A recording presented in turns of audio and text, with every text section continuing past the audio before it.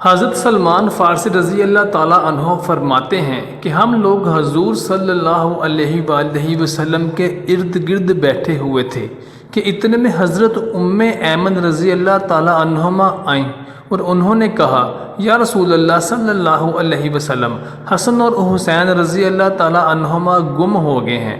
اس وقت دن چڑھ چکا تھا۔ حضور صلی اللہ علیہ وآلہ وسلم نے صحابہ سے فرمایا، اٹھو اور میرے دونوں بیٹوں کو تلاش کرو۔ چنانچہ ہر آدمی نے اپنا راستہ لیا اور چل پڑا۔ میں اور حضور صلی اللہ علیہ وآلہ وسلم کا راستہ لے کر چل پڑا۔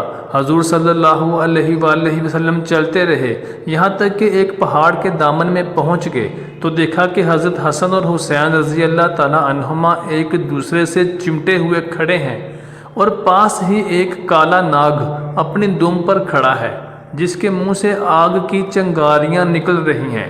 غالباً اللہ نے ناگ بھیجا تھا کہ بچوں کو آگے جانے سے روکے۔ حضور صلی اللہ علیہ وآلہ وسلم جلدی سے ناگ کی طرف بڑھے۔ اس ناگ نے حضور صلی اللہ علیہ وآلہ وسلم کو مڑ کر دیکھا اور چل پڑا اور ایک سوراخ میں داخل ہو گیا۔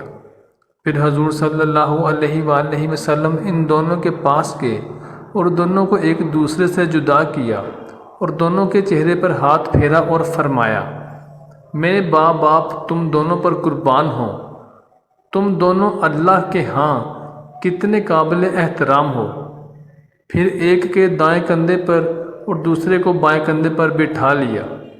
میں نے کہا، تم دونوں کو خوشخبری ہو کہ تمہاری سواری بہت ہی عمدہ ہے۔